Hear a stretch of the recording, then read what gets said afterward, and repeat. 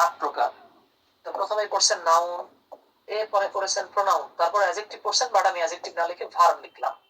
তারপরে আপনি চলে যান অ্যাডজেক্টিভ, এরপরে চলে যান অ্যাডভার্ব, তারপরে চলে যান প্রিপোজিশন, কনজাংশন আর ইন্টারজেকশনের কাছে।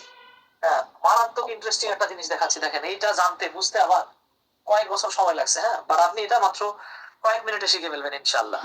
খেয়াল করেন, এটারে আমরা দুইটা ভাগে ভাগ করতেছি, এই তালিকাটারে আমরা দুই ভাগে ভাগ করতেছি। তাহলে দেখেন প্রথম ভাগে আমরা পাচ্ছি নাউন, প্রোনাউন আর ভার্ব, আর দ্বিতীয় ভাগে পাচ্ছি আমরা অ্যাডজেক্টিভ, অ্যাডভার্ব, প্রিপোজিশন, কনজাংশন আর ইন্টারজেকশন। ওকে, মিতালি তালুকদার আর এই শেষ করে দিচ্ছি। হ্যাঁ, এই শেষ করে দিচ্ছি দাঁড়া।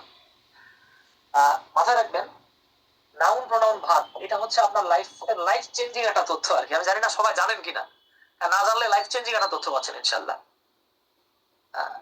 জুই, আচ্ছা তাহলে খেয়াল করেন, মাথায় রাখবেন adjective, adverb, preposition, conjunction, interjection, এই যে পাঁচটা আছে, এদের এ জীবনে কোনোদিনও প্লুরাল হবে না,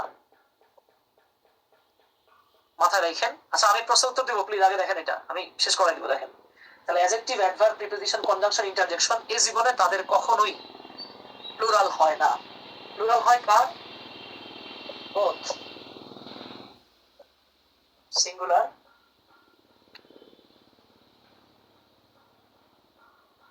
and plural, both singular and plural. তাহলে সিঙ্গুলার, নাউনের সিঙ্গুলার হয়, প্লুরাল হয়, প্রোনাউনের সিঙ্গুলার হয়, প্লুরাল হয়, ভার্বের সিঙ্গুলার হয়, প্লুরাল হয়।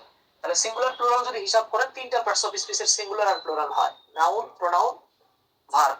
অ্যাডজেক্টিভের কি প্লুরাল হয় বলেন তো? হয় না, তাই না?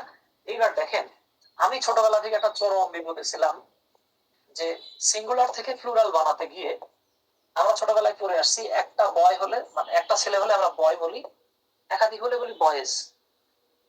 একটা ছেলে হলে বয়, একাধিক হলে বয়েজ।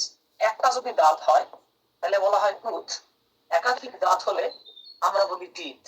একটা যদি ঠ্যাং হয় তাহলে হয় ফুট, একাধিক ঠ্যাং হলে, পায়ের কথা হলে আমরা কি বলি? ফিট। দেখেন মারাত্মক তথ্য পাবেন, আমি এখনো সেই তথ্য দেই নাই। আসেন, তথ্যটা হচ্ছে গিয়ে আমি ছোটবেলায় খুব টেনশনে পড়ে যাইতাম যে আমরা যখন টুথপেস্ট লিখি, বলেন তো টুথ মানে কয়টা দাঁত? একটা নাকি একাধিক? বলেন। এই আশরাফুল আলম ভাই বলছে এক দাঁত, তাহলে বলেন এই টুথপেস্ট দিয়ে কি আমরা একটা দাঁত মাজি? একটা মাজেন নাকি সব মাজেন? তাহলে দেখেন আপনি বলতে পারেন যে ভাই আমি সবগুলো দাঁত মাজি, তাহলে কি জন্য টুথপেস্ট হলো না? কেন টুথপেস্ট হলো না? আমি তো সব দাঁত মাজি, প্লুরাল কেন হলো না? এই জন্যই হয় নাই যে পেস্ট একটা নাউন, টুথও একটা নাউন। যখন দুইটা নাউন পাশাপাশি থাকে তখন আগের নাউনটা অ্যাডজেক্টিভ হয়ে যায়, and adjective has no plural form. বুঝতে পেরেছেন? আচ্ছা, ধন্যবাদ।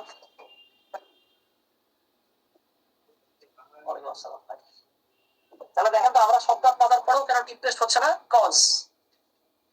এইবার দেখেন, আপনারা তো অনেকে আছেন এই যে ছেলে মানুষরা, মুনজিরিনটা দেখলে আর ভালো লাগে না আপনাদের, ফ্যান হয়ে যান। মুনজিরিন এবং দেখেন আইমান সাদিক, এরা যখন 10 মিনিট স্কুল চালু করলো, অনেক বাঙালিরা বকা দেওয়া শুরু করলো, না না? হ্যাঁ, বাঙালি বকা দেওয়া শুরু করলো, বললো হ্যাঁ নাম রাখছে 10 মিনিট স্কুল। অনেকে বললো যে ভুল করছো, 10 মানে তো এখানে একটা এস যোগ হবে। বাঙালির কথা হচ্ছে গিয়ে 10, তাহলে এস কেন যোগ হলো না? ভাইরে, স্কুল একটা নাউন, মিনিট সময় পরিমাপের একটা এককের নাম, এটা কি দিলে? এইটাও নাউন। দুইটা নাউন পাশাপাশি থাকলে আগেরটা কি হয়? অ্যাডজেক্টিভ হয়। অ্যাডজেক্টিভের কোনো প্লুরাল হয়? হয় না। এই জন্যই আপনি 10 মিনিটস স্কুল বলতে পারবেন না। কেন পারবেন না?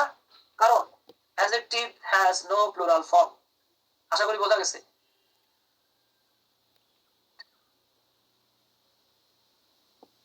আবু হানিফ ভাই, ধন্যবাদ ভাই, জাযাকাল্লাহ। আচ্ছা, একই ভাবে দেখেন, আমার প্রশ্ন ছিল ফুটপাথ। ফুটপাথ মানে পায়ে চলার পথ। তো পায়ে চলার পথে কি আমরা এক ঠ্যাং দিয়ে চলি নাকি? আমরা তো দুটো ঠ্যাং দিয়ে চলি। তাহলে পরে কি জন্য ফিটপাথ হলো না? এই জন্যই ফিটপাথ হয় নাই, কারণ পাথ মানে পথ, নাও এটাও নাও, দুটো নাও পাশাপাশি থাকলে আগেরটা অ্যাডজেক্টিভ হয়।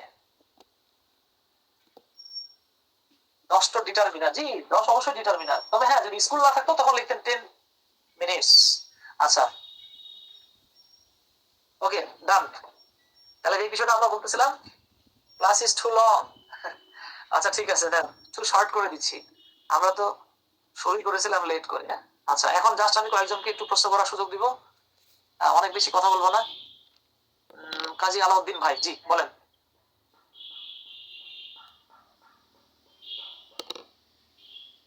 কাজী আলাউদ্দিন, ওয়ালাইকুম আসসালাম, বলেন ভাইজান। স্যার আমাদের তো রফিক স্যার বলেছিল আমরা ছিল যমুনা 10 বেজের, তো বলছিল যে এখানে আমাদের স্পেশাল ইংলিশের 4টা ক্লাস হবে এবং এই 4টা ক্লাস আপনার পড়ানো খুব সুন্দর